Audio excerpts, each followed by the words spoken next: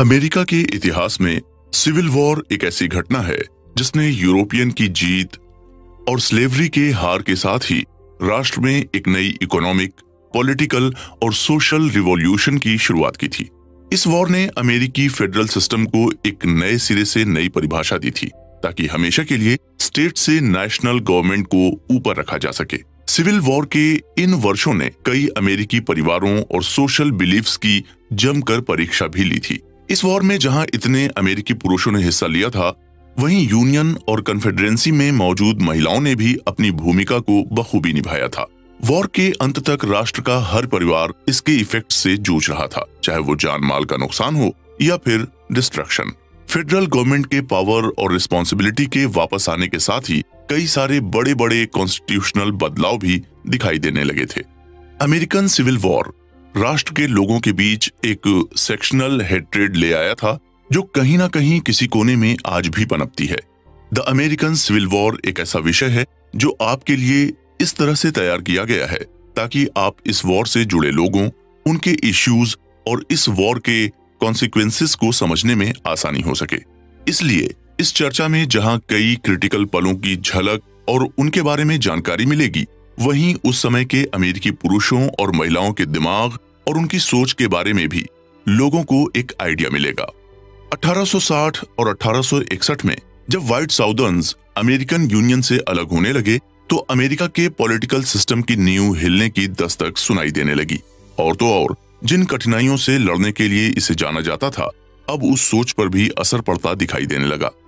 इस दौरान सभी पॉलिटिशियन गुलाम और गुलामों पर हो रहे अत्याचार पर डिबेट करने से हिचकिचाते रहे। उनका मानना था कि ये डिबेट देश को बांटने का काम कर सकती है। हालांकि एक समय के बाद इन सवालों को अवॉइड करना लगभग मुश्किल हो गया और साथ ही ये सवाल देश के लिए भी खतरा बन गया। और इसी खतरे को टालने के लिए नॉर्दर्न्स और सदर्न्स ने 1787 की तरह ही कॉन्स्टिट्यूशन कन्वेंशन में कई सारे समझौते किए। इस कॉन्स्टिट्यूशन कन्वेंशन को बनाने में George Washington, Thomas Jefferson, Henry Clay, Andrew Jackson, John C Calhoun, Daniel Webster, Stephen A Douglas और जेफरसन डेविस जैसे लोगों की मेहनत लगी थी। इन्हीं नामचीन हस्तियों ने देश के भले के लिए कई सारे समझौतों पर असर डाला था। लेकिन गुलामी की डिबेट धीरे धीरे अमेरिका के अलग अलग समाज के आम लोगों के बीच पहुंच गई और इन्हीं लोगों ने समाज के अलग अलग हिस्सों में आती दरार पर अपनी कमर कस ली और यही आगे चलकर अमेरिकन सिविल वॉर की वजह बनी। साथ ही कई सारे ऐसे सवाल जो अमेरिकी सिविल वॉर के नाम के साथ जुड़े हुए हैं, जिस तरह इस युद्ध की शुरुआत 1861 में ही क्यों हुई, या फिर अब्राहम लिंकन को इमांसिपेशन प्रोक्लेमेशन यानी जिनको गुलाम बना के रखा गया था अब से वो फ्री होंगे इश्यू करने के लिए किस बात ने उत्साहित किया। इसी तरह के कई और सवालों के जवाब 1850 से पहले का पॉलिटिकल सेक्शनलिज्म।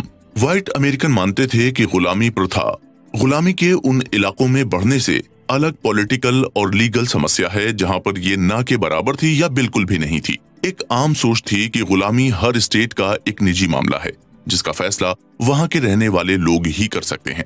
आसान शब्दों में कहें तो नेशनल गवर्नमेंट यानी कि लोगों के वोट से चुनी गई कांग्रेस गुलामी को खत्म तो करना चाहती थी, मगर कॉन्स्टिट्यूशन में ऐसा करने की परमिशन नहीं थी। लेकिन गुलामी का बढ़ना एक अलग ही समस्या थी। हर टेरिटरी कांग्रेस के डायरेक्ट कंट्रोल में आती थी, इसलिए गुलामी को बढ़ने देना वॉशिंगटन की सरकार के ही हाथ में था। कॉन्स्टिट्यूशन लिखे जाने से पहले भी वेस्ट में गुलामी सरकार के लिए एक समस्या थी और 1787 में ही अमेरिका की ही एक governing body confederation Congress north west ने ऑर्डिनेंस अप्रूव कर नॉर्थ वेस्ट टेरिटरी में गुलामी को बैन कर दिया था। ऐसी ही कोशिश वेस्टर्न इलाकों के लिए भी हुई, लेकिन ये प्रोविजन एक वोट की कमी की वजह से अप्रूव नहीं हो सका। गुलामी के लगातार नए इलाकों में फैसले से लोगों के बीच अलग अलग वजह से दरार आना शुरू हो गई थी। कुछ लोगों का मानना था कि ये मॉरली गलत है, वहीं कुछ का मानना था कि ये देश की इकोनॉमी, जमीन और रिसोर्सेज के लिए अच्छा है। एक और सभी नॉर्दर्न्स ये भी चाहते थे कि वेस्ट में एक ऑल व्हाइट सोसाइटी बनाई जाए। यही वजह रही कि नॉर्दर्न्स और सदर्न्स इस मुद्दे को लेकर जोश में थे और इसी वजह से नॉर्थ और साउथ के लोग नेशनल गवर्नमेंट में पॉलिटिकल पावर के बंटवारे पर आमने सामने थे। नॉर्थ और साउथ एक दूसरे से दो मुद्दे पर आमने सामने थे। पहला मुद्दा था, साउथ के लोग चाहते थे कि गुलामों को वोटिंग और इलेक्शन में जगह दी जाए, वहीं नॉर्थ के लोग इसके खिलाफ थे। दूसरी ओर नॉर्थ के लोग चाहते थे कि गुलामों को टैक्स से छूट न दी जाए, लेकिन साउथ के लोग इसके खिलाफ थे। 1887 के कॉन्स्टिट्यूशनल कन्वेंशन में नॉर्दर्न और सदर्न स्टेट से आए हुए डेलीगेट्स ने देखा कि स्लेवरी से जुड़े दो इश्यूज ही उन दोनों के बंटवारे का कारण थी। पहला सवाल तो रिप्रेजेंटेशन और टैक्सेशन के लिए स्लेव्स की गिनती के बारे में था। ज्यादातर southerners House of Representatives and electoral college के प्रोपोर्शनल रिप्रेजेंटेशन के दौरान स्लेव्स को दूसरे लोगों की गिनती में ही लाना चाहते थे, लेकिन तब नहीं जब हर राज्य की टैक्स लायबिलिटी को भी गिना जा रहा हो। आखिर में दोनों के बीच 5:3 का रेशियो सेटल करने पर रजामंदी बनी। इसका मतलब था कि एक गुलाम को 3/5 इंसान के बराबर समझा जाएगा। कॉन्स्टिट्यूशनल कन्वेंशन में एक और मुद्दा उठाया गया जो कि देश को दो टुकड़ों में बांटने की ताकत रखता था। यह मुद्दा था कि अफ्रीका से आने वाले गुलामों की ट्रेड पर रोक लगाई जाए। ये ट्रेड अभी भी लीगल था, लेकिन ब्रिटेन जैसे देशों में इसके खिलाफ आवाज उठाई जा रही थी। वहीं नॉर्दर्नर्स और सदर्नर्स के बीच कंप्रोमाइज की वजह से ही देश में गुलामों के लिए अलग स्टेट बनाए गए। वहीं 1844 से 1848 के बीच यूएस मैक्सिकन युद्ध ने सदर्नर्स और नॉर्दर्नर्स को दो हिस्सों में बांटने का काम किया, जहां एक और सदर्नर्स इस युद्ध के सपोर्ट में थे और इसमें बढ़ चढ़कर हिस्सा ले रहे थे, वहीं नॉर्दर्नर्स इस युद्ध के खिलाफ थे। और साथ ही मैक्सिको की जीती हुई जगह पर स्लेव टेरिटरी बनाने के विचार ने भी कांग्रेस और देश को दो हिस्सों में बांट दिया। 1846 में कई बार कोशिश की गई कि मैक्सिको की जगह पर गुलामी की परमिशन न दी जाए, लेकिन इसमें कामयाबी नहीं मिल सकी। कॉन्स्टिट्यूशनल कन्वेंशन का एक और इश्यू ऐसा था जिसमें नए राष्ट्र को बांट देने का पोटेंशियल था। वो अफ्रीका से चला आ रहा इंटरनेशनल स्लेव ट्रेड था। हालांकि ग्रेट ब्रिटेन के एबॉलिशन लिस्ट पब्लिक ओपिनियन को अनक्रिश्चियन और इमोरल बता रहे थे, लेकिन तब तक फिर भी ये ट्रेड लीगल ही था। कई कॉन्स्टिट्यूशनल डेलीगेट्स ने भी इस समुद्र पार के ट्रेड का विरोध किया था। इसमें वर्जीनिया के जॉर्ज मैसन जैसे कई और स्लेव ओनर भी शामिल थे। सीधे स्लेवरी पर हमला करने से इस स्लेव ट्रेड पर हमला करना ज्यादा आसान था। जॉर्ज मैसन ने भी इस पर अपना बेहद कड़ा पक्ष रखा था। मृत्यु दरों में भी बढ़त दिखाई देने लगी थी और बच्चे भी अपनी मां से अलग हो रहे थे। ऐसा कहा जा सकता है कि स्लेव्स अपने परिवार और कल्चर के बीच बांटे जा रहे थे। वहीं दूसरी ओर ज्यादातर व्हाइट लोगों को यह लगता था कि स्लेवरी ब्लैक महिलाओं और पुरुषों को अपलिफ्ट करने का एक तरीका है और उन्हें क्रिश्चियनिटी और सिविलाइजेशन के करीब लाकर। जॉर्जिया और साउथ कैरोलिना से आए हुए रिप्रेजेंटेटिव्स ने यह प्रस्ताव दिया था कि इंटरनेशनल ट्रेड को आर्थिक कारणों की वजह से खुला रखना चाहिए, क्योंकि उन राष्ट्रों की इकोनॉमी अभी बस उड़ान भर ही रही थी। साथ ही प्लांटर्स को भी ये लगता था कि उन्हें वर्कर्स की एक फ्रेश सप्लाई की जरूरत है। उन्होंने तो यहाँ तक कह दिया था कि अगर ट्रेड को बंद करने की कोशिश की गई तो वो राष्ट्र छोड़कर चल देंगे। इन 2 दशकों में डीप साउथ के प्लांटर्स ने अफ्रीका से करीब 10,000 पुरुषों और महिलाओं को इंपोर्ट किया था। इन कंप्रोमाइजेस ने स्लेवरी के इश्यू को 3 दशकों से जैसे नेशनल पॉलिटिक्स से हटा ही दिया था। उस दौरान फ्री और स्लेव स्टेट्स को भी यूनियन के साथ जोड़ा गया था। उदाहरण के लिए साल 1816 में इंडियाना, 1817 में मिसिसिपी, 1818 में इलिनॉयस और 1819 में अलाबामा। हालांकि साल 1819 में मिसौरी टेरिटरी के स्टेटहुड के लिए जरूरी संख्या से उनकी संख्या बढ़कर 60,000 हो गई थी। ये जमीन लुसियाना परचेज का हिस्सा थी, जिसमें स्लेवरी फ्रेंच और स्पेनिश नियमों के अनुसार बिल्कुल लीगल थी। इसलिए कई सारे सदर्नर्स सेंट लुइस से होते हुए ओहायो रिवर वैली पहुंचे थे। साल 1819 में टेरिटरी की जनसंख्या का 1/6 भाग सिर्फ स्लेव्स की ही पाई गई थी। जब लेजिस्लेशन मिसोरियंस को कॉन्स्टिट्यूशन लिखने की मंजूरी देने के बारे में सोच रहा था, तब एक न्यूयॉर्क कांग्रेसमैन जेम्स टालमेज ने इस मामले में एक ऐसे अमेंडमेंट का प्रस्ताव दिया था जिसमें मिसौरी के सभी इंस्लेव्ड रेजिस्टेंस की मुक्ति के बारे में सोचे जाने की बात की गई थी। इसके बाद जो व्हाइट सदर्नर्स ने कभी अपने सपने में भी नहीं सोचा था, वैसा ही हुआ। टालमेज का amendment northern dominated house of representatives में कई डिबेट्स के बाद आखिर पास हो गया। मिसौरी के आवेदन और टालमेज के अमेंडमेंट पर बहस ने सेक्शनल डिफरेंसेस को और भी तेज कर दिया और स्लेवरी के प्रसार के लिए मॉरल ऑपोजिशन के एक अंडर करंट का खुलासा किया। थॉमस जेफरसन, जिनकी उम्र धीरे धीरे बढ़ रही थी, उन्होंने रातों रात बढ़ रहे इस विवाद को आगे आने वाले एक भयानक आग की चिंगारी बताया था, जिसने सभी को आतंक में डाल दिया था। ये संकट लगभग 2 सालों तक चला, क्योंकि नॉर्दर्न और सदर्न राजनेताओं ने आज जमीन की तलाश की थी। वहीं सदर्नर्स ने सभी अमेरिकी क्षेत्रों में स्लेवरी को वैध बताने के लिए अपने कॉन्स्टिट्यूशनल आर्गुमेंट्स पर जोर दिया, जो 5th अमेंडमेंट पर आधारित था। उनके द्वारा बनाए गए क्षेत्र अमेरिकी नागरिकों के सामान्य अधिकारों में से थे और स्लेव्स किसी भी अन्य प्रकार की संपत्ति की तरह एक संपत्ति ही माने जाते थे। ये आर्गुमेंट सिविल वॉर के पहले कुछ सालों तक स्लेवरी पर सदर्न पोजीशन का एक कॉर्नर स्टोन बना रहा था। ये उस दौर की बात है जब नॉर्दर्नर्स अपना एक स्ट्रॉन्ग व्यू रखते थे कि स्लेवरी को उनके बॉर्डर्स के पार लेकर नहीं जाना चाहिए। ऐसे मतभेदों का कारण पॉलिटिकल जेलेसी के साथ ही नॉर्दर्नर्स का सदर्न प्लांटर्स के प्रति बढ़ रही नफरत भी थी। कुछ नॉर्दर्नर्स ने ये दलील भी दी कि फ्री स्टेट्स को अब और भी ज्यादा सेनेट को वोट्स मिलने लगे हैं। सदर्नर्स के लिए ये आइडिया काफी डरावना था। अमेरिकी सिविल वॉर के इतिहास में इसके बाद क्या हुआ, ये जानने के लिए आइए चलते हैं अगले एपिसोड की ओर।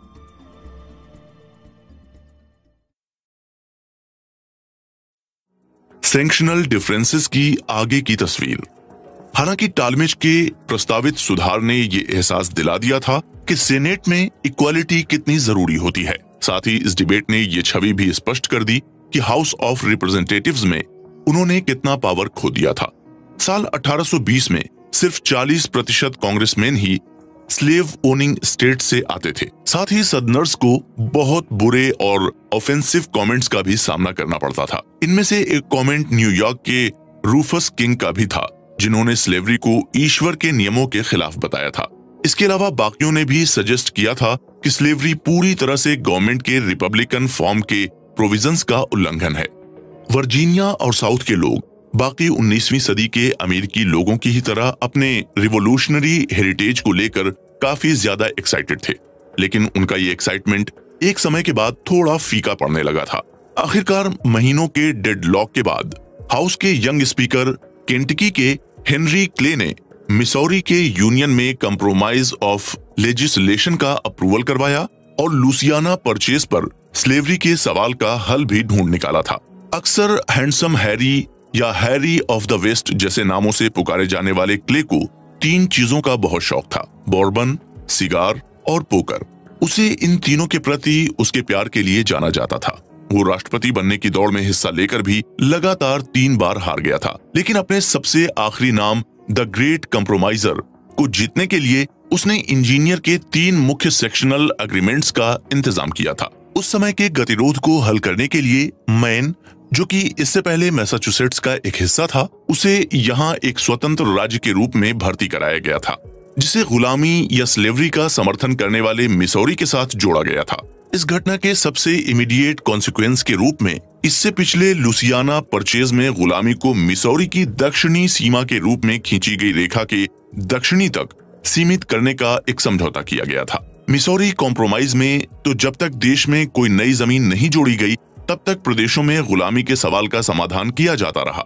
वहीं साल 1828 और 1833 के बीच दक्षिण कैरोलिना में एक और कॉन्स्टिट्यूशनल क्राइसिस देखा गया, जिसमें सेक्शनल अंडरटोन्स देखे गए। हालांकि इनमें से किसी में भी गुलामी या उनका फैलाव तत्कालीन मुद्दा नहीं थे। 1828 में कांग्रेस ने कई चीजों पर ज्यादा दरों के साथ एक नया सेफ्टी टैरिफ पारित किया था। इसे घरेलू मैन्युफैक्चरिंग को और बढ़ावा देने के लिए ही डिजाइन किया गया था। हालांकि इसने उन अमेरिकी निर्यात किसानों को काफी नुकसान पहुंचाया, जिन्हें यूरोपीय खरीदारों के लिए बेचने में कठिनाई हुई थी।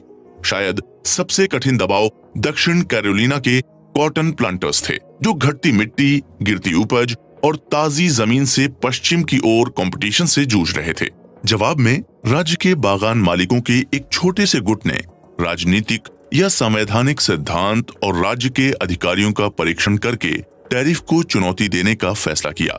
ये विचार कम से कम 1798-1799 में वापस चला गया, जब थॉमस जेफरसन और जेम्स मैडिसन ने केंटकी और वर्जीनिया प्रस्तावों को लिखा। ये टैरिफ आगे चलकर नलिफिकेशन क्राइसिस का कारण बना।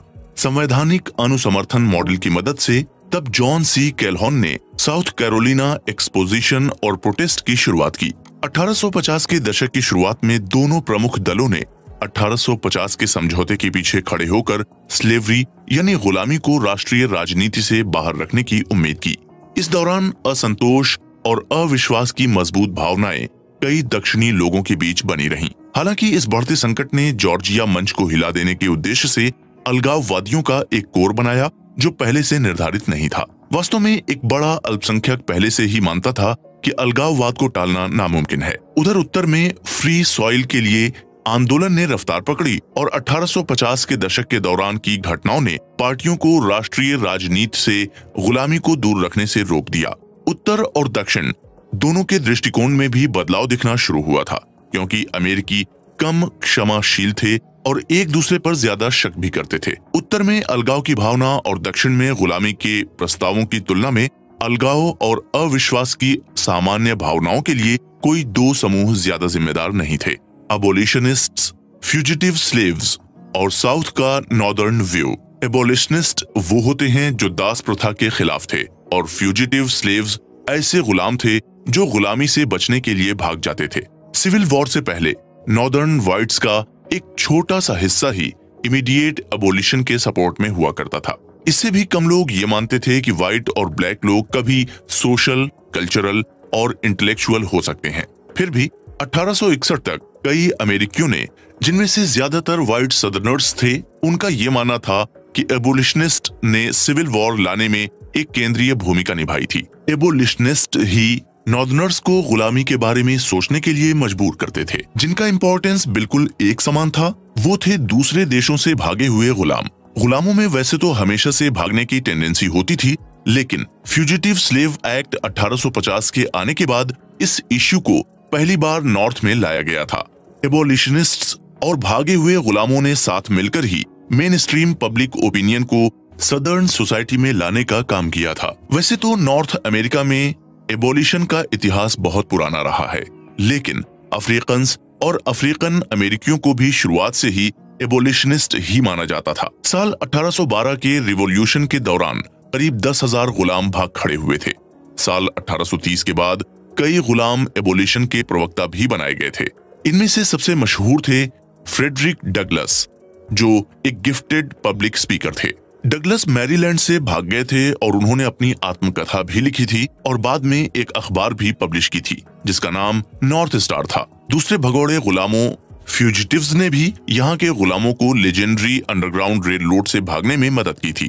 गुलामी के विरोध में आवाज उठाने वाले पहले मेन स्ट्रीम चर्च में सबसे पहला नाम क्वेकर चर्च का आता है। पेंसिल्वेनिया क्वेकर्स ने साल 1775 में पहली बार दुनिया के इतिहास में एबोलिशन सोसाइटी का परिचय करवाया था। 1770 और 80 के दशकों के दौरान बैप्टिस्ट और मेथोडिस्ट इन दोनों गुटों के प्रवक्ताओं ने एबोलिशन की वकालत की थी, लेकिन साउदर्न कन्वर्ट्स को अपनी ओर आकर्षित करने के लिए उन्हें भी कुछ कंप्रोमाइज करने ही पड़े थे। एबोलिशन की बजाय बैप्टिस्ट और मेथोडिस्ट इन दोनों डिनोमिनेशनों ने साउथ में गुलामों को क्रिश्चियनिटी की ओर आकर्षित किया था।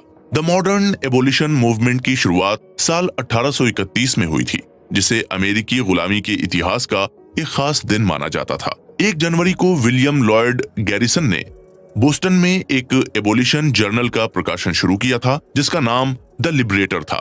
गैरिसन, जिनका जन्म मैसाचुसेट्स में हुआ था, वो जन्म से काफी गरीब थे। उन्होंने अखबार के बिजनेस में काम करना शुरू किया था। इसके बाद धीरे धीरे वो महिलाओं के अधिकारों और कई और कारणों का समर्थन करते हुए भी उनकी वकालत करते थे। उन्होंने कभी भी गुलामी को नहीं माना था, जिसकी वजह से कई बार उन पर जानलेवा हमले भी हुए थे। साल 1833 में गैरिसन ने अमेरिकन एंटी स्लेवरी सोसाइटी के निर्माण में मदद की थी, जिसके सबसे मशहूर मेंबर जॉन क्विंसी एडम्स थे। इस सोसाइटी ने गुलामी को ईश्वर के नजरिए से एक बहुत ही बड़ा पाप करार दे दिया था। इस सोसाइटी ने एक राष्ट्रीय संगठन का निर्माण भी किया था जो कई नॉर्दर्न शहरों और जिलों में फैले हुए थे। इस सोसाइटी के सबसे बड़े इलाके न्यू इंग्लैंड, न्यूयॉर्क और नॉर्दर्न ओहायो थे। उस दौर में एबोलिशनिस्ट्स की कई रैलियां और भाषण हुआ करते थे।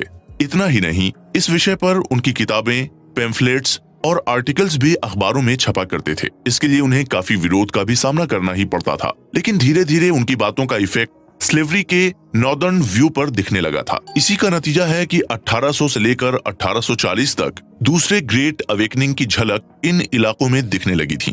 अमेरिकी प्रोटेस्टेंटिज्म यानी वो लोग जो 16वीं सेंचुरी में कैथोलिक चर्च से अलग हो गए थे, उनका पुनर्जन्म होते ही इन इलाकों में बैप्टिस्ट्स, मेथोडिस्ट्स और प्रेस्बाइटेरियंस का भी फैलाव होने लगा था। एबोलिशनिस्ट्स ने गुलामी को पिछड़े हुए इकोनॉमिक सिस्टम के लिए भी जिम्मेदार करार दे दिया था, जो कि कैपिटलिज्म के नियमों के बिल्कुल अलग थे। धार्मिक और सेकुलर विचारों के मेल ने इस दौर में अमेरिका में कई मूवमेंट को जन्म दिया था, जैसा कि अमेरिकन एंटी स्लेवरी सोसाइटी ने अपने 1833 के डिक्लेरेशन ऑफ सेंटिमेंट्स में बताया था कि ईश्वर पर अपना पूरा विश्वास और कॉन्फिडेंस रखते हुए हम अपनी आजादी का डिक्लेरेशन देने का ऐलान करते हैं।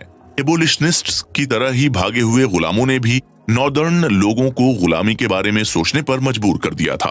फ्यूजिटिव्स का एक बड़ा सा हिस्सा जवान और कुंवारे लोगों का था, जो बॉर्डर के राज्यों या अपर साउथ से आए हुए थे। 1850 के पहले इस तरह भागना राष्ट्रीय मसला नहीं हुआ करता था और इसलिए ये बातें पब्लिक की नजरों में भी नहीं आया करती थीं। यही कारण है कि सदर्नर्स ने 1850 के कंप्रोमाइज के दौरान एक कड़ा फ्यूजिटिव स्लेव लॉ लाने की वकालत की थी। फ्यूजिटिव स्लेव एक्ट ने भागे हुए गुलामों के लिए नियम और भी कड़े कर दिए थे। वक्त के साथ साथ अमेरिका और उसके आसपास के जगहों में सेक्शनल डिफरेंसेस बहुत बढ़ने लगी थी। द अमेरिकन सिविल वॉर के अगले एपिसोड में हम आपसे ऐसे ही कुछ मतभेदों के बारे में चर्चा करेंगे।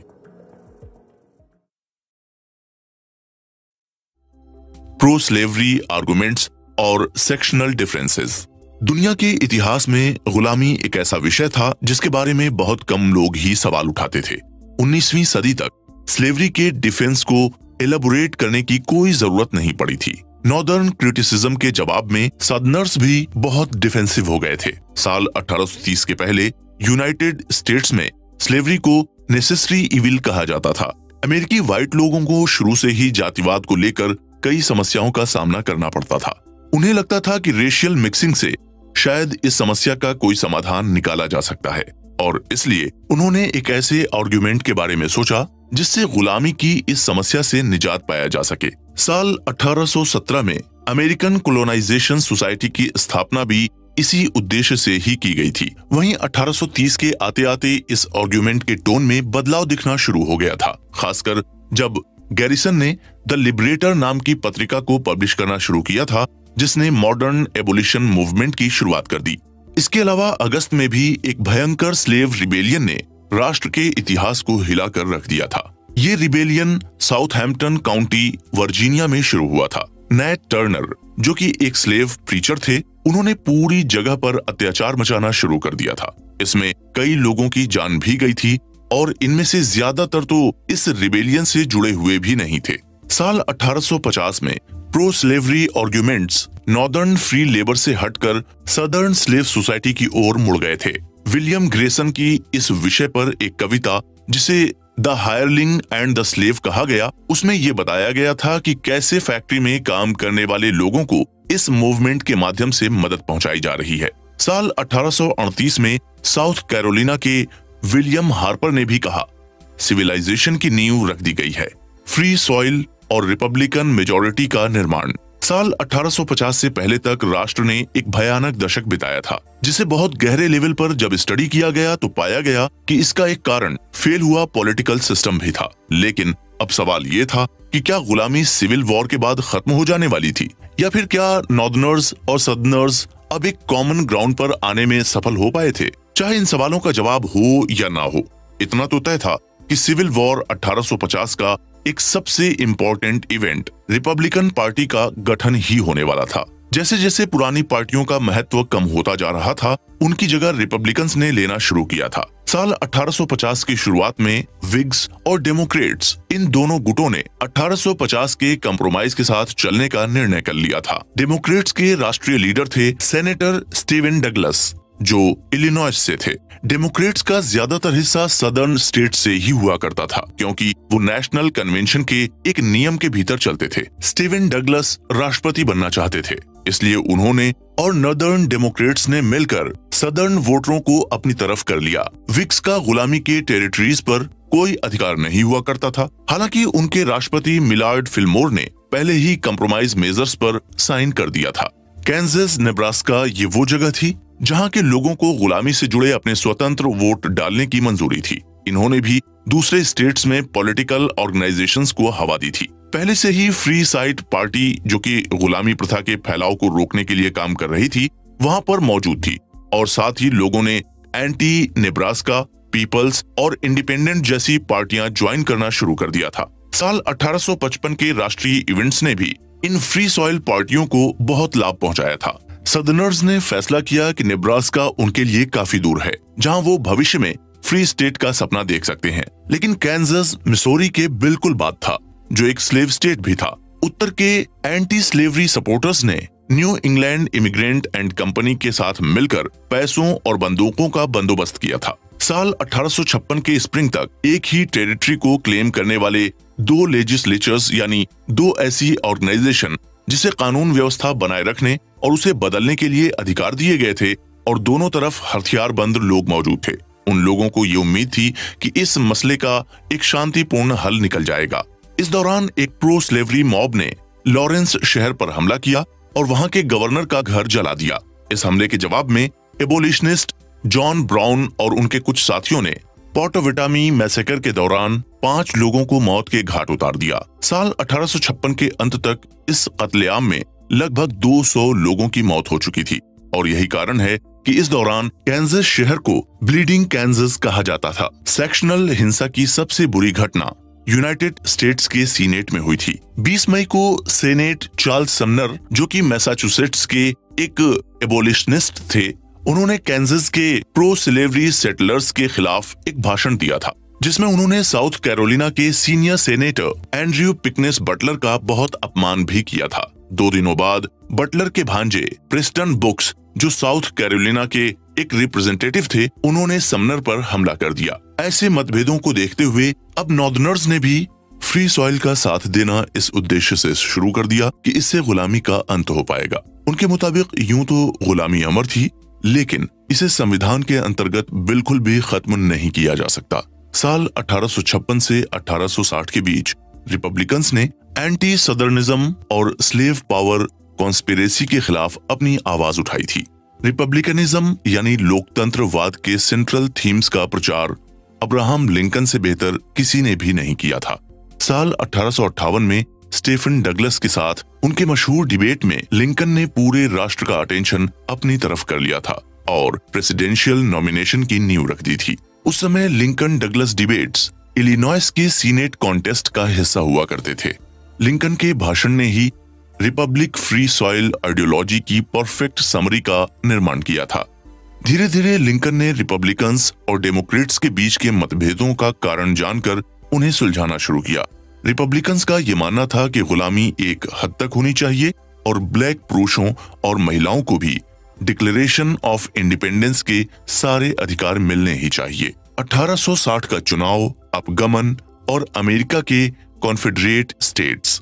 साल 1860 का चुनाव अमेरिकियों के जहन में रहने वाला एक यादगार कॉन्टेस्ट था और कई वोटर्स का ये भी मानना था कि इसी पर यूनियन का बैलेंस भी टिका हुआ था। अगर इस चुनाव में रिपब्लिकन्स की जीत होती तो ज्यादातर साउदर्न व्हाइट्स को ससेशंस का आधार मिल जाता। साल 1832 के नलिफिकेशन क्राइसिस यानी उस राजनीतिक भिड़ंत के दौरान जब साउथ कैरोलिना और राष्ट्रपति एंड्रयू जैक्सन एक दूसरे के सामने आ गए थे, नॉर्दर्नर्स को साउथ की धमकियों की आदत हो गई थी। साल 1860 के प्रेसिडेंशियल इलेक्शन की रैली बुकनन के जीत के साथ ही शुरू हो गई थी। रिपब्लिकन्स ने नॉर्दर्न वोटर्स को आकर्षित किया था, उन राज्यों में भी जो डेमोक्रेट्स और रिपब्लिकन्स के बीच बंटे हुए थे। साल 1859 के अक्टूबर के महीने में जॉन ब्राउन की एबोलिशनिस्ट पार्टी को बोस्टन से सिंपैथी रखने वाले लोगों का फाइनेंस मिलता था। उन्होंने लोकल स्लेव्स को हथियारों की सप्लाई की थी, जिससे वर्जीनिया के गुलामों की रैली में बहुत हाहाकार मच गया था। वर्जीनिया रैली के सारे लोग या तो रॉबर्ट ई ली के हाथों मारे गए थे या फिर उन्हें भागना पड़ा था। इस जुर्म के लिए वर्जीनिया ने ब्राउन को दोषी करार देते हुए 2 दिसंबर को उन्हें फांसी पर चढ़ा दिया था। अपने बंदी होने के दौरान ब्राउन ने एक बार भी ये नहीं कहा था कि गुलामी प्रथा बंद हो जानी चाहिए। ब्राउन को शुरुआत से लेकर अंत तक गुलामों से कोई हमदर्दी नहीं थी। आखिरकार 4 मार्च को अब्राहम लिंकन ने ऑफिस में प्रेसिडेंट पद की शपथ ली और लोगों को एक शुरुआती भाषण देकर शुक्रिया भी कहा था। उन्होंने सारे सदनर्स से अपील की कि अपर साउथ के सभी राज्यों को यूनियन में बनाए रखें।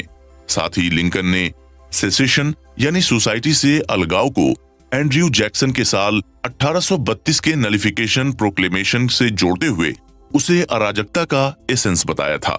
जब लिंकन ने ऑफिस ज्वाइन किया तब उनके सामने एक बंटा हुआ देश था, नॉर्दर्न पब्लिक से भरा हुआ एक ऐसा राष्ट्र जहां बहुत थोड़े अमेरिकी लोग ही लिंकन के बारे में जानते थे। ज्यादातर रिपब्लिकन लीडर्स जो नॉर्थ ईस्ट से थे, उन्होंने तो लिंकन को एक अनपढ़ और अनकल्चर्ड इंसान मान लिया था। इसलिए लिंकन को इससे पहले आए हुए राष्ट्रपति से ज्यादा झेलना पड़ गया था। उन्हें पता था कि उनका हर एक स्टेटमेंट स्क्रूटनाइज्ड होने वाला है। इतना ही नहीं, उनका लिया हुआ हर निर्णय इस राष्ट्र के भविष्य को पूरी तरह से इफेक्ट कर सकता है। इसलिए लिंकन का पहला उद्देश्य था कि किसी भी युद्ध से अपने राष्ट्र को बचाया जा सके और इसके लिए उन्होंने हर संभव प्रयास भी किए। ये राष्ट्रपति के कार्यकाल के अपने शुरुआती दिनों में शुरुआती भाषण के रूप में लिंकन ने सदर्न मॉडरेट्स को सम्मानित किया था और ज्यादातर नॉर्दर्नर्स का मानना था कि उनके बीच यूनियन के लोगों का बहुमत, जिसे यूनियनिस्ट मेजॉरिटी भी कहते हैं, मौजूद था। लिंकन हमेशा से ही सदर्नर्स को भड़काने से बचना चाहते थे और साथ ही उनका उद्देश्य यही था कि अगर कभी युद्ध की बात आ भी जाती है तो उनकी तरफ से कभी भी पहले गोली न चलाई जाए। खुद को मिलनसार दिखाने की अपनी इतनी कोशिशों के बाद भी लिंकन ने दृढ़ता से जोर देकर यह कहा था कि यूनियन कंप्लीट है और उससे अलगाव को बर्दाश्त नहीं किया जा सकता।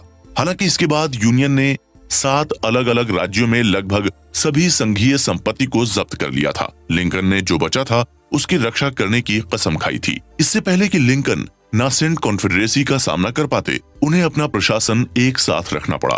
कैबिनेट में कुल 7 सदस्य थे और लिंकन ने उनकी पार्टी के अंदर के निर्वाचन क्षेत्रों को संतुलित करके पार्टी की परंपरा का पालन किया था। इसके लिए उन्होंने एक्स विग्स और एक्स डेमोक्रेट्स, न्यू इंग्लैंड और मिड वेस्टर्न्स को चुना था।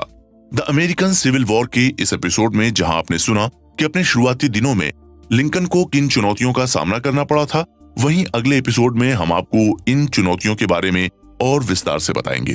तो चलिए चलते हैं अगले एपिसोड की ओर।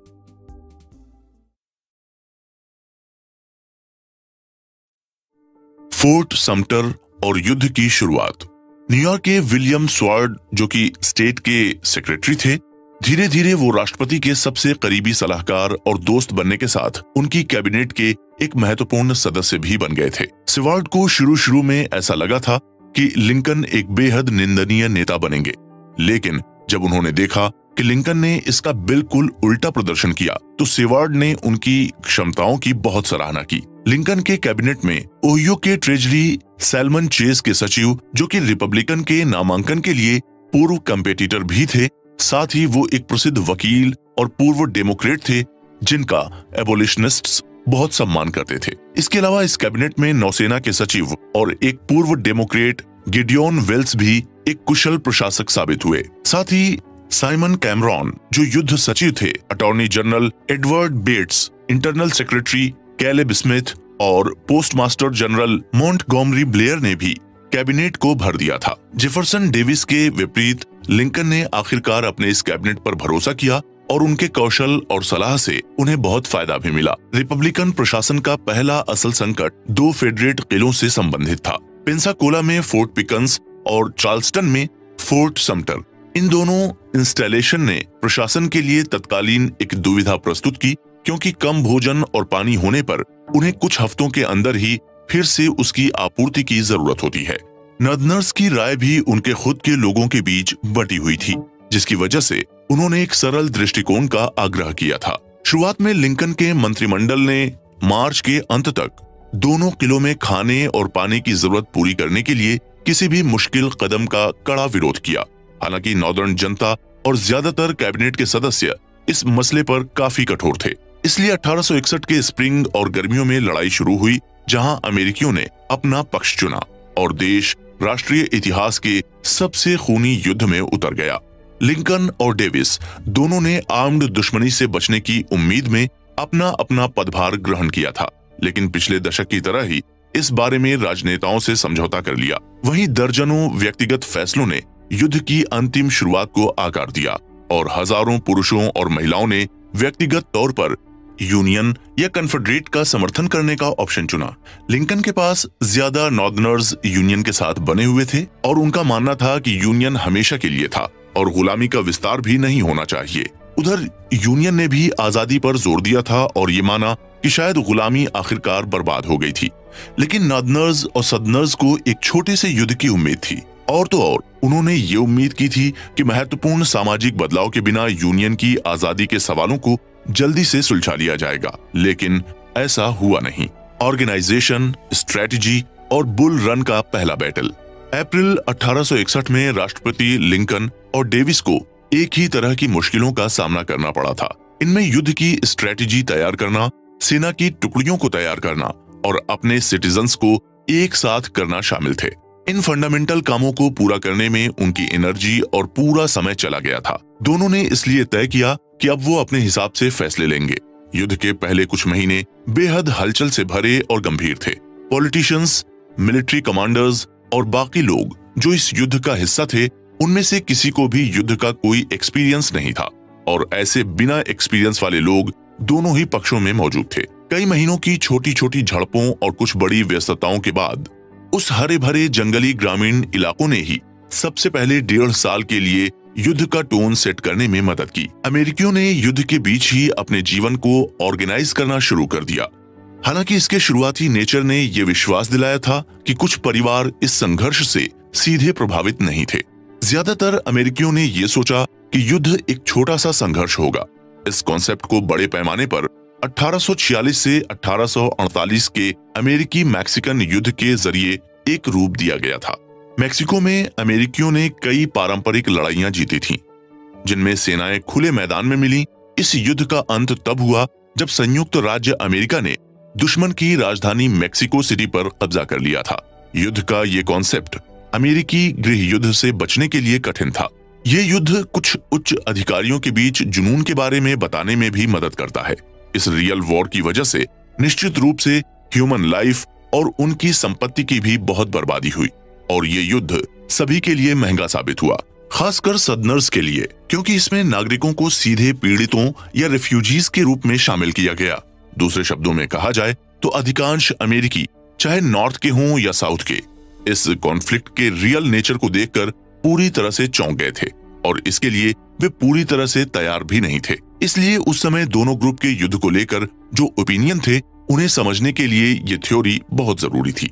जब इन शुरुआती कॉन्सेप्ट्स को कायम रखा गया तो कई आम लोगों ने अपने नेताओं को गुमराह करने के लिए दोषी ठहराया था। हालांकि ऐसा नहीं है कि सभी ने इस युद्ध को छोटा संघर्ष समझा हो। कुछ एक्सपीरियंस वाले मिलिट्री के लोगों ने इस युद्ध का भविष्य पहले ही देख लिया था। राष्ट्रपति लिंकन को फिर भी ये भरोसा था कि वो सदर्न प्रॉपर्टी और लोगों की जान की कुछ हद तक रक्षा जरूर कर लेंगे। लिंकन के वॉर स्ट्रेटेजी में उनका एक ही गोल था, नेशनल यूनिटी को वापस ले आना और अपने राष्ट्र और उसके लोगों को कमजोर न होने देना, साथ ही गुलामी प्रथा को भी खत्म कर देना। लेकिन दूसरी तरफ कॉन्फेडरेट राष्ट्रपति डेविस को उनकी ये स्ट्रेटेजी को लेकर दुविधा देखकर काफी मजा आ रहा था। कॉन्फेडरेट और यूनियन आर्मी दोनों एक ही तरह के ऑर्गेनाइजेशन थे और दोनों मेनली शौकिया स्वयंसेवक से बने हुए थे।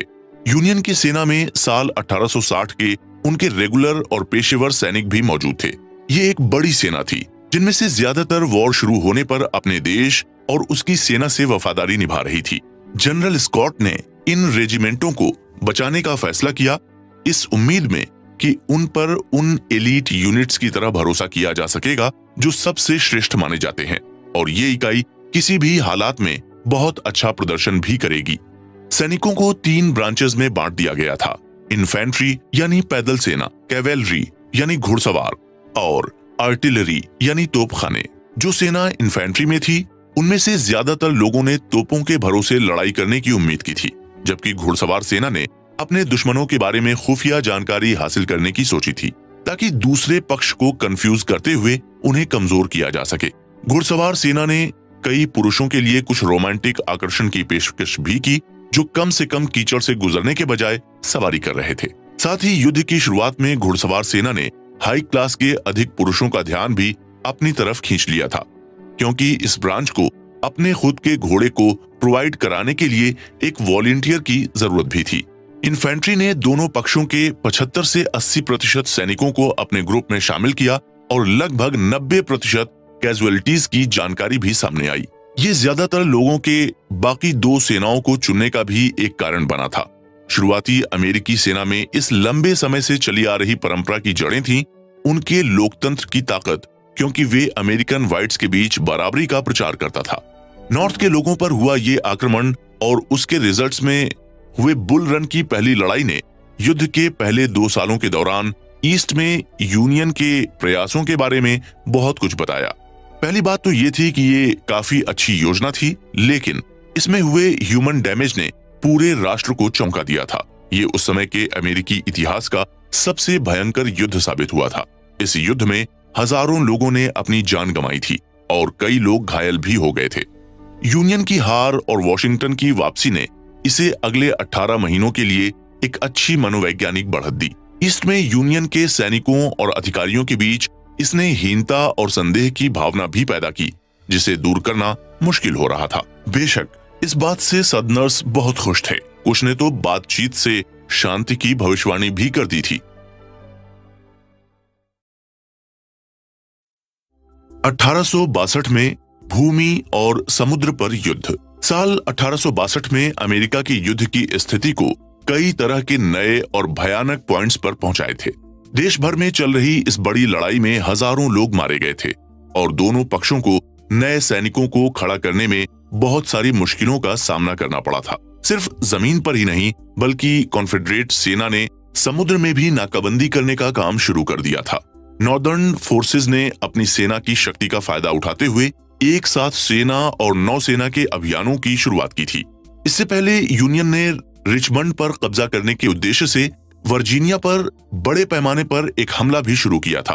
1862 की लड़ाई के दौरान कॉन्फेडरेट ने वर्जीनिया में यूनियन को निराश करने के लिए उस इलाके का फायदा उठाया जहां जमीन समतल और खुली भी थी, या फिर जहां सेंट्रल नेवी प्रभावी ढंग से काम कर सकती थी, जिसकी वजह से यूनियन की सेना को पीछे हटने के लिए मजबूर होना पड़ा। आखिर में 1862 का युद्ध यूनियन के लक्ष्य और उसकी स्ट्रेटजी के विकास का एक अहम पहलू बना। लिंकन ने सीमित युद्ध नीति को त्याग दिया, क्योंकि साउथ में यूनियन विद्रोह को अमल में लाने की स्ट्रेटजी ने काम नहीं किया।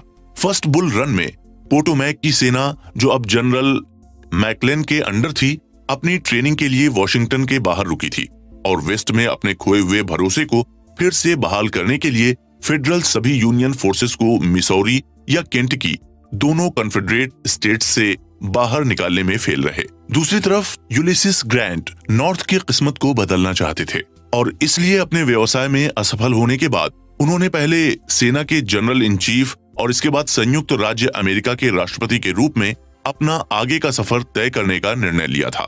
हायरम यूलिसिस ग्रांट का जन्म 1822 में ओहायो में हुआ था। एक युवा लड़के के रूप में उन्होंने घुड़सवारी में अपना बेहतरीन परफॉर्मेंस दिया और उन्हें देखकर ऐसा लगता था कि वो लोगों के कंपैरिजन में जानवरों के साथ ज्यादा कंफर्टेबल थे। इसके बाद उन्होंने वेस्ट पॉइंट में अपना एडमिशन लिया और 1843 में ग्रेजुएट हुए। वहीं 1861 से 1862 का फाल और शुरुआती सर्दी के मौसम ने कॉन्फेडरेट के लिए चीजों को और भी मुश्किल और निराशाजनक बना दिया था। कट्टरपंथी रिपब्लिकन के रूप में जाने जाने वाले गुलामी प्रथा के विरोधी रिपब्लिकनों की बढ़ती संख्या ने अब एक अग्रेसिव स्ट्रेटजी का सपोर्ट करना शुरू कर दिया था। यहाँ तक कि इस ग्रुप में पोप भी शामिल थे। जब रिपब्लिकनों ने जुलाई 1862 में वर्जीनिया पर हमला किया तो उन्होंने साउथ के लोगों को ये नोटिस दिया था कि उनकी प्रॉपर्टी कभी भी जब्त की जा सकती है और साउथ आर्मी के काम में भी कोई बीच में नहीं आएगा। उन्होंने ये भी घोषणा की थी कि अगर किसी सैनिक या सेना के समर्थक को किसी भी घर से निकाल दिया जाता है तो उस घर को उसी समय गिरा दिया जाएगा। इतना ही नहीं, इससे भी कठोर एक घोषणा में उन्होंने कहा कि यदि कोई व्यक्ति जिसने ईमानदारी की शपथ ली है और वो एक ही नीति का पालन कर रहा है, लेकिन अगर उसे किसी भी तरह से इस नीति का उल्लंघन करते हुए पाया जाता है तो उसे उसी समय गोली मार दी जाएगी। और सबसे आखिर में पोप ने यह घोषणा की कि अपने लोगों की संपत्ति को बचाने के लिए वो किसी भी व्यक्ति से कोई जवाबदेही नहीं करेंगे। वहीं जुलाई और अगस्त में वॉशिंगटन से आए अलग अलग आदेशों में लिंकन ने आवश्यक रूप से पोप के इन फील्ड आदेशों को मंजूरी दे दी, जिससे कमांडरों को एक सिस्टमेटिक तरीके से किसी भी असल या निजी संपत्ति को जब्त और उसका इस्तेमाल करने की अनुमति दी गई। साउथ के लोगों और सैनिकों के बीच यंकी के हमलों की कहानियां अब नॉर्मल हो गई थीं। इस दौरान देश की इन सैन्य जरूरतों का संतुलन बनाए रखने के लिए ऐसे नागरिकों को चुना जाता था जो अपना किसी भी तरह का योगदान देने और हर हालात को झेलने के लिए तैयार थे। उस समय जब किसी घर की महिला के पति, पिता और बेटा युद्ध के मैदान में चले जाया करते तो कई परिवारों का गुजारा होना मुश्किल हो जाता था। तब महिलाओं पर ही अपने घर को चलाने का दबाव डाल दिया जाता था। दोनों ग्रुप के पॉलिटिशियंस और आर्मी लीडर्स ने भी पुरुषों को वॉलंटियर बन के युद्ध में हिस्सा लेने की छूट दे रखी थी और महिलाओं पर यह भरोसा दिखाया था कि चाहे कितनी ही दयनीय स्थिति क्यों न हो, वो इससे बाहर निकल सकती हैं।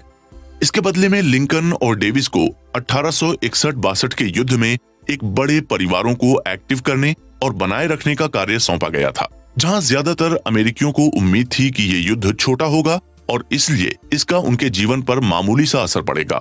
वहीं जैसे जैसे युद्ध चलता रहा, दोनों ग्रुप्स के नेताओं को और ज्यादा लोग और हथियार के साथ खाने और पीने के सामान जुटाने पड़े। देश भर में युद्ध के असर को महसूस किया गया और अब उन्हें ये तय करना था कि वे कैसे और कहां तक कि किसे अब अपना समर्थन देंगे। युद्ध की शुरुआत में दोनों ग्रुप्स के पास बहुत ज्यादा वॉलंटियर्स थे, ऐसे पुरुष जो अपनी मर्जी से इस युद्ध का हिस्सा बनना चाहते थे, इससे पहले कि बहुत देर हो जाए और उनके हाथ से मौका छूट जाए। वहीं मई 1861 में लिंकन ने करीब 42,000 ऐसे वॉलंटियर्स का चुनाव किया था जो अगले 3 सालों तक युद्ध और देश के काम में अपना योगदान देने वाले थे। जुलाई के महीने तक इन वॉलंटियर्स की संख्या बढ़कर 1 मिलियन हो गई थी।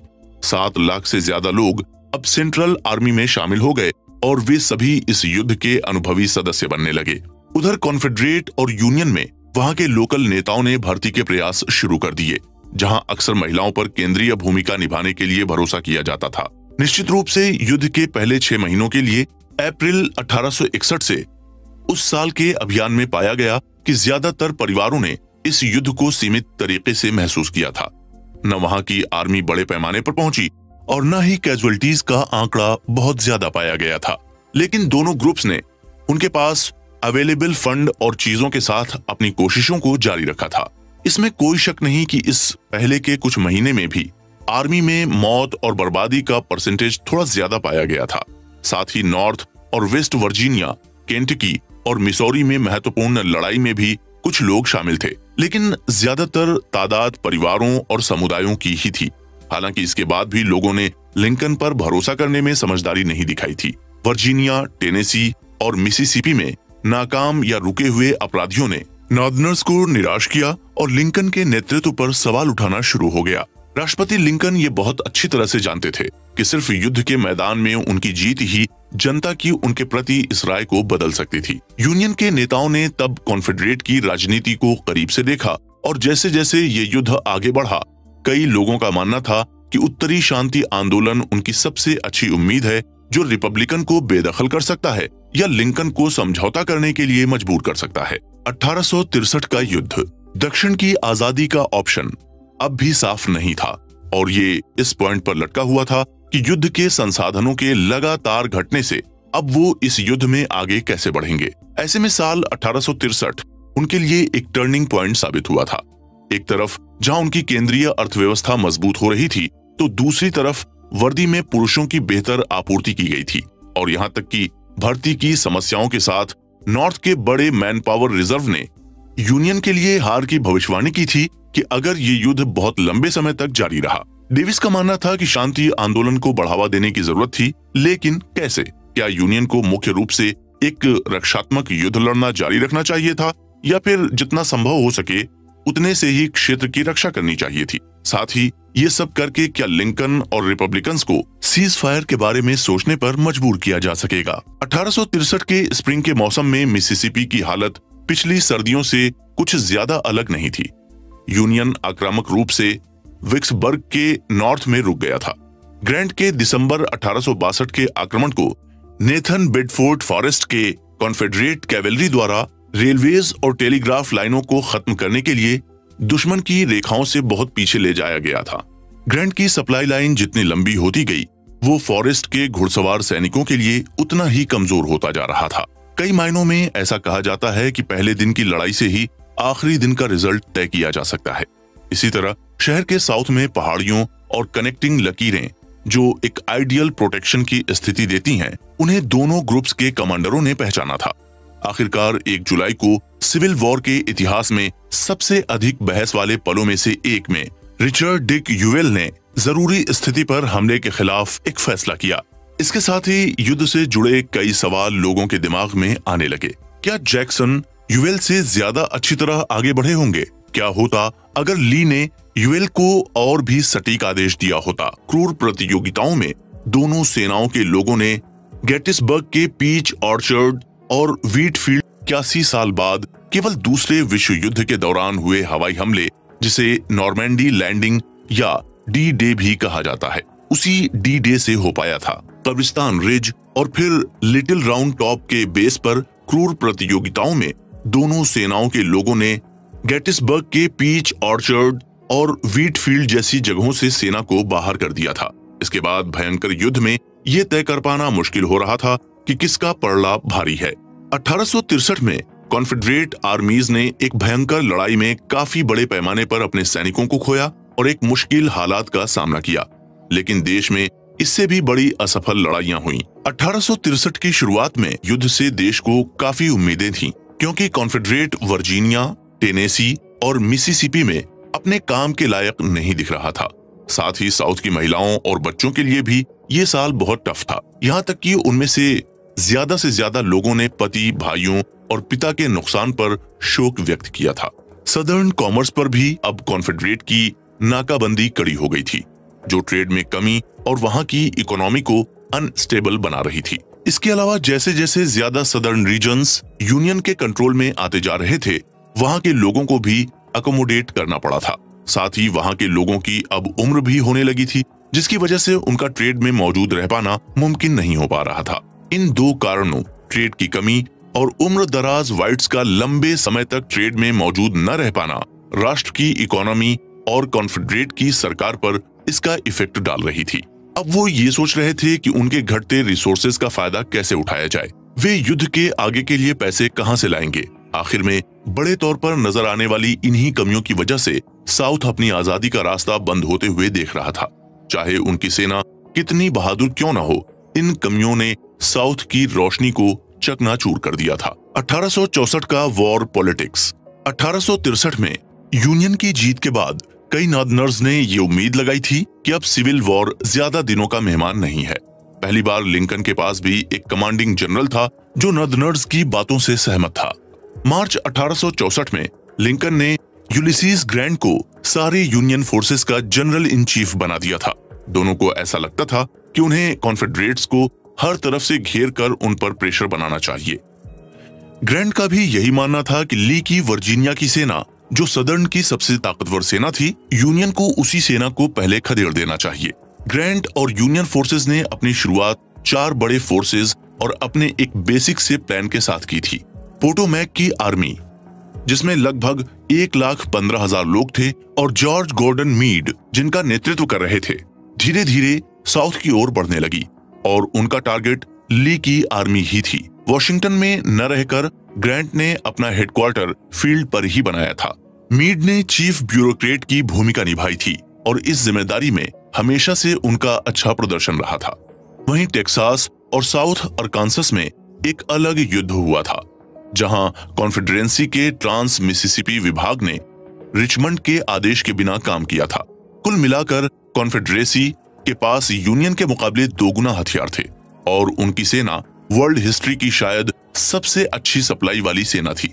लेकिन साउथ आर्मी यूनियन के खिलाफ ज्यादातर युद्ध के वो दिग्गज थे जो सेना में नए पुरुषों को लाना जारी रखते थे। 1864 तक सिविल वॉर की लड़ाई की प्रकृति धीरे धीरे सुधर गई, क्योंकि प्रत्येक पक्ष ने अपने बैलेंस को शिफ्ट करने के लिए इनोवेशंस का सहारा लेना शुरू कर दिया था। इस युद्ध ने आयरन प्लेटेड वॉरशिप्स, राइफलों, क्रूड मशीन गन और सबमरीन्स जैसे युद्ध के हथियारों का प्रोडक्शन और उनका इनोवेशन किया। इस युद्ध का एक और आखिरी फैक्टर जो शायद सबसे जरूरी भी है वो ये था कि इस युद्ध में बीमारियों का असर बहुत ज्यादा हुआ था। युद्ध में शहीद होने से ज्यादा लोग बीमारियों से अपनी जान गंवा रहे थे। इस दौरान यूनियन और कन्फेडरेसी दोनों ने ही अपनी सेना में कई डॉक्टरों की भर्ती की थी। अफ्रीकी अमेरिकन और उनकी आजादी की दौड़। सिविल वॉर के खत्म होने के बाद अमेरिका में एक नई दुनिया देखने को मिली थी। व्हाइट्स और ब्लैक अमेरिकन्स को आपसी संबंधों के एक नए रूप को डिफाइन करके अपने जीवन पर नए सिरे से काम करना पड़ रहा था, फिर चाहे वो फाइनेंशियल हो या सोशल, कल्चरल हो या पॉलिटिकल। ये गतिशीलता यूनियन के सैनिकों की मौजूदगी और नॉर्दर्न व्हाइट्स और ब्लैक लोगों के आने से और भी मुश्किल होती जा रही थी। अमेरिका के पुरुष और महिलाओं के लिए उस समय कोई भी सिचुएशन स्टेबल नजर नहीं आ रही थी। सबके अपने अपने एजेंडे थे और सभी को अपनी जिंदगी को आगे बढ़ाने के लिए मुश्किलों का सामना करना पड़ रहा था। युद्ध में बड़े पैमाने पर हुई बर्बादी और मरने से मुक्ति शायद मिलकर भी नहीं मिल पा रही थी। साथ ही कुछ सवाल भी उस समय सभी के दिमाग में घर कर रहे थे।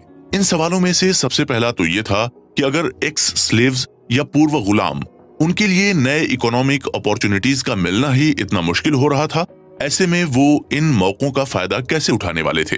इसके अलावा व्हाइट अमेरिकन लोगों को अपनी इस मुक्ति से क्या मुश्किलें होने वाली थी, ये भी एक बड़ी मुश्किल बनकर सामने आ रही थी। और इन सब के बीच जो सबसे बड़ा सवाल था वो ये कि आखिर उनके लिए आजादी का असली मतलब क्या था।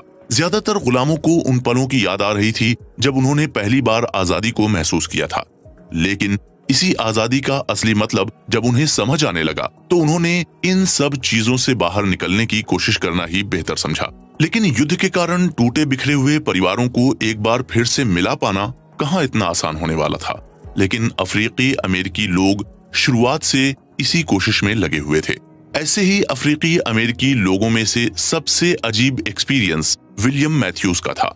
जब यूनियन की सेना उनके प्लांटेशन पर आई और उनसे मुक्ति की बात की तो उनके सेठ ने यूनियन की सेना को मुंह पर मना करते हुए वापस लौट जाने को कहा था। मैथ्यूज का मानना है कि सभी लोगों ने वहां अपनी अलग अलग भूमिका निभाई थी। साथ ही एक्स स्लेव्स ने अब एजुकेशन को भी अपनी जिंदगी में शामिल करने का फैसला कर लिया था, जो इतने सालों में उन्हें नहीं मिल पाई थी। पूर्व गुलाम नए आर्थिक अवसरों का फायदा कैसे उठा पाएंगे? क्या व्हाइट अमेरिकन लोगों को इस मुक्ति से कोई समस्या होगी? और इन सब के बीच सबसे बड़ा सवाल ये था कि आखिर आजादी का असली मतलब इस कॉन्सेप्ट में क्या था। ज्यादातर गुलामों को वो पल याद आ रहे थे जब उन्होंने पहली बार आजादी का स्वाद चखा था, लेकिन जब आजादी का असली मतलब उन्हें समझ आने लगा तो उन्होंने प्लांटेशन छोड़कर अपने परिवार की खोज करना बेहतर समझा। टूटे बिखरे हुए परिवारों को फिर से एक बार जोड़ना इतना आसान नहीं था, लेकिन सारे अफ्रीकी अमेरिकन यही करने की कोशिश में लगे हुए थे। उधर दूसरी तरफ सदर्न व्हाइट्स ने ब्लैक अमेरिकन की आजादी के रास्ते का कांटा बनने की ठान ली थी और उन्हें सभी इकोनॉमिक मौकों से दूर रख रहे थे। उनकी यही मंशा थी कि जो गुलाम थे वो एक बार फिर से गुलामी के रास्ते पर वापस चले जाएं। इससे इतना तो साफ हो गया था कि रिकंस्ट्रक्शन का रास्ता इतना आसान नहीं होने वाला था। सदर्न जमीन के मालिकों और नॉर्थ के व्यवसायियों के बीच का एक पुल बना उस समय का कॉटन प्रोडक्शन। दोनों गुटों को बहुत सारी जमीन मिली और उन दोनों का एक ही उद्देश्य भी था, गुलामों को एक बार फिर काम पर लगाया जा सके और अमेरिकन ट्रेड की अवस्था में सुधार लाया जा सके। लेकिन यहाँ भी एक मुश्किल थी जो उनका पीछा नहीं छोड़ रही थी, और ये समस्या कैपिटल की समस्या थी। 1890 के दशक की शुरुआत में गरीब ब्लैक और व्हाइट अमेरिकन किसानों ने एक ऐसे आंदोलन में सहयोग किया जिसने बाद में एक राजनीतिक धर्म युद्ध का रूप ले लिया था। इस युद्ध का उद्देश्य बड़े व्यापारियों को और उनकी आर्थिक शक्ति को तोड़ना था। वो अपने उद्देश्य में सफल हो भी रहे थे, जिससे दक्षिण के नेताओं में चिंता का माहौल बन गया और उन्होंने जवाब में अफ्रीकी अमेरिकन मतदाताओं के अधिकार के लिए एक आंदोलन का नेतृत्व किया। 1870 के दशक के मध्य तक अधिकांश नॉर्दर्न व्हाइट्स पुनर्निर्माण के इस प्रोसेस से थक चुके थे। राष्ट्रपति ग्रांट ने खुद एक मशहूर और लोकप्रिय इंटरव्यू में इस बढ़ती थकान का संकेत दिया, जिसके दौरान उन्होंने हिंसा पर भी अपनी निराशा व्यक्त की। यूं तो 1870 तक रिकंस्ट्रक्शन का काम खत्म हो गया था, लेकिन अफ्रीकी अमेरिकन लोगों को इसके बाद कई दशकों के लिए हिंसा और डिस्क्रिमिनेशन का शिकार होना पड़ा था। इसके कई सालों बाद लीगल समानता के साथ इकोनॉमिक समानता को भी इम्पोर्टेंस दी गई और ये कोशिश की जाने लगी कि दोनों गुटों की असमानता को खत्म किया जा सके।